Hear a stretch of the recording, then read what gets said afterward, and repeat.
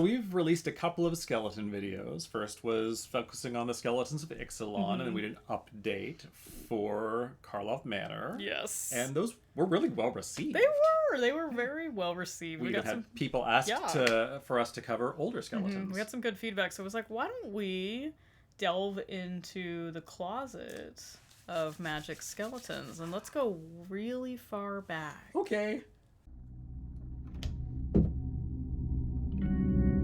The skeleton closet. So we considered starting off at various places in Magic's history, but I think the beginning is really the place to start. Alpha. The first skeleton card was in Alpha. It was Drudge Skeletons, and it was the only skeleton card in Alpha. There were, 20-odd cards that had skulls or skeletons depicted somewhere in the art. There are maybe 3 total that seem to be depicting some kind of undead skeleton, raise dead and animate dead being the others, but the only one that's just a skeleton creature is Drudge Skeletons, which isn't as meaningful as it might sound, because almost every creature in Alpha was just its own one-off creature type. There weren't a lot of, what's the current typo? Oh, yeah, yeah. Now, yeah, modern time. Players are more familiar with that. Like, oh, we're going to build this, like, tribal typal right. deck. And there was some support for that. There was the Goblin King, the Lord of Atlantis for Merfolk, and the Zombie Master. But in each case, there was just one vanilla creature. Monza's Goblin Raiders and the Merfolk of the Pearl Trident were just vanilla 1/1s, and the Scathe Zombies were vanilla 2/2s. And the Merfolk and Goblin Lords, notably, were not type Lord, much less their own creature type. They were Lord of Atlantis, who is Summon Lord of Atlantis, and Goblin King, who is Summon Goblin King. And then the Zombie Master was Summon Lord. When Revised Edition came out, they converted them all to Summon Lord, and sometime later they eventually made them their creature type and changed their ability text to only affect other creatures of that type. They had a journey, but that was all of the creature type synergy that was in Alpha. Where from there? I have so many ideas and so many things to say about this.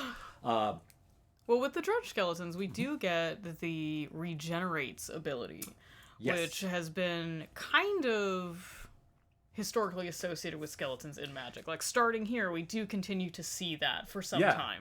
Mark Rosewater has a pretty often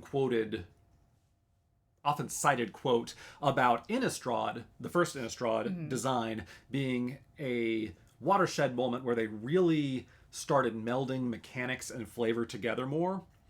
But looking through the Alpha set design, I think that was maybe more of a return to form, as Alpha just knocked it out of the park with the mechanics being flavorful for these creatures.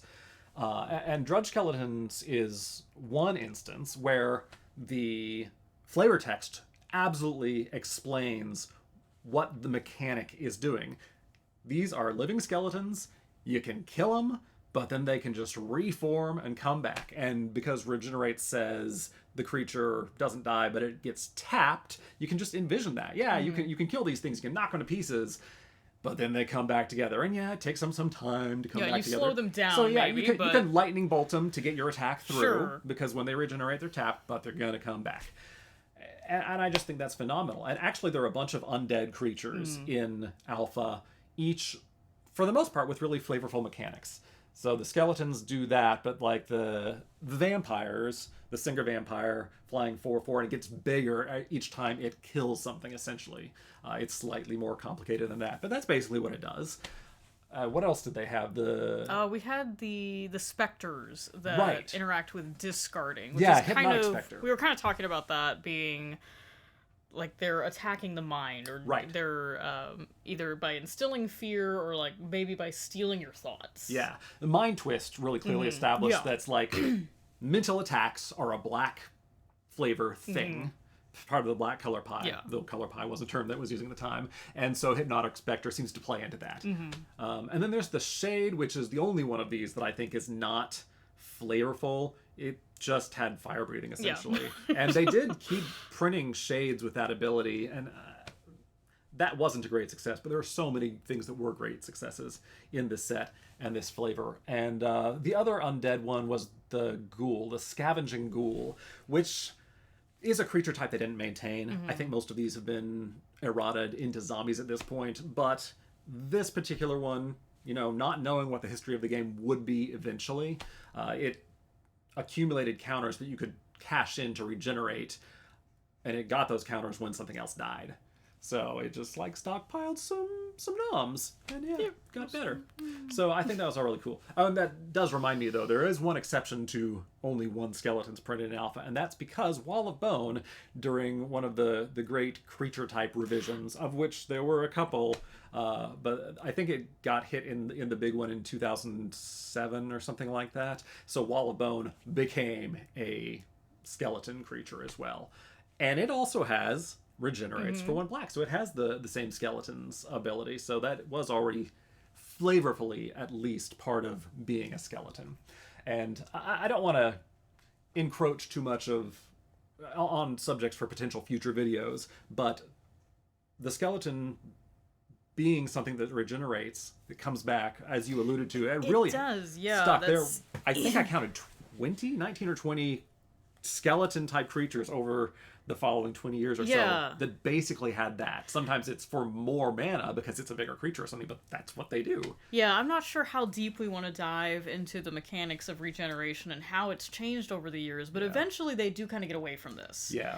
And despite that, there are some similar mechanics that they introduced to go with skeletons over the years that do tie in flavorfully with this same concept, that they may die, but they can come back, or they are, that sometimes they come back to the battlefield or your hand, but they do continue to return. And zombies get into that territory a lot also, but it seems that fitting that skeletons should continue to have that, and I'm glad they've continued to try and find ways to do it, but I really think it's sad in some ways that regeneration went away. And it went away because it was so complex and counterintuitive to the way the rules worked with it. And I think it's entirely a casualty of the way the rules changed over time. I will put in the video the picture of the alpha rules for regeneration.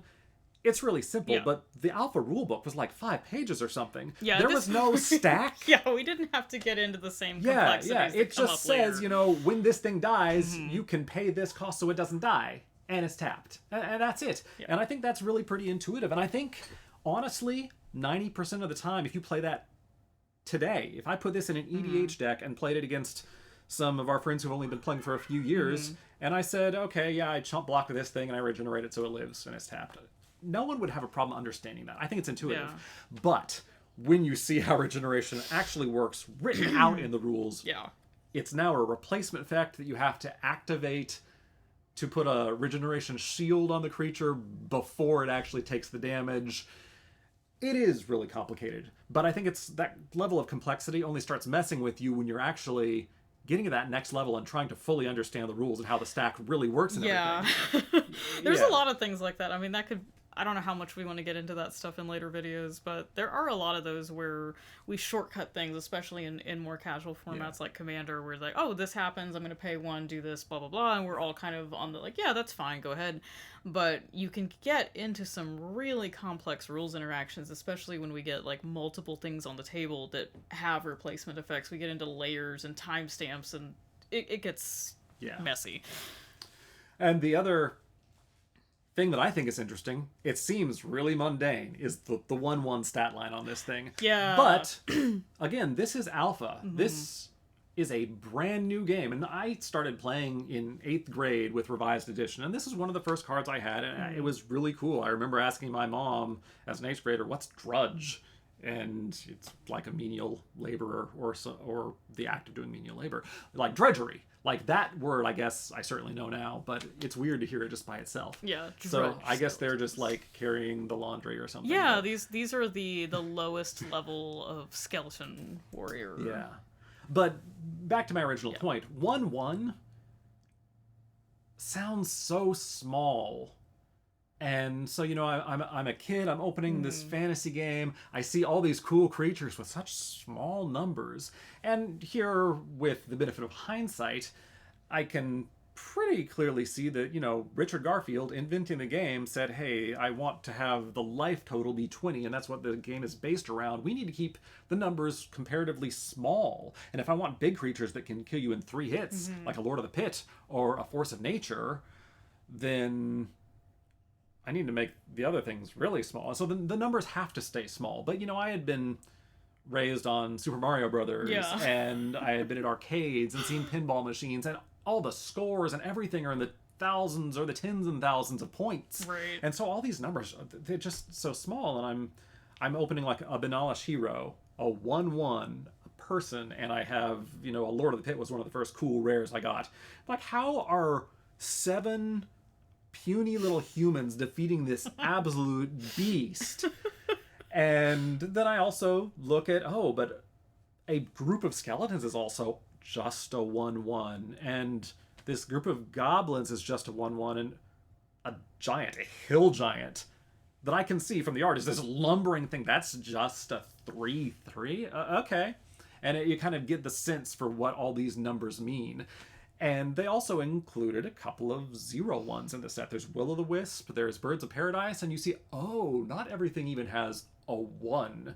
If I was in this game, I would be a 0/1. Yeah. I have no offensive potential. Creature. So the Banalish hero being a 1/1 actually says this is like a top tier warrior. So I kind of get that card. This is the strongest guy in his village. Yeah.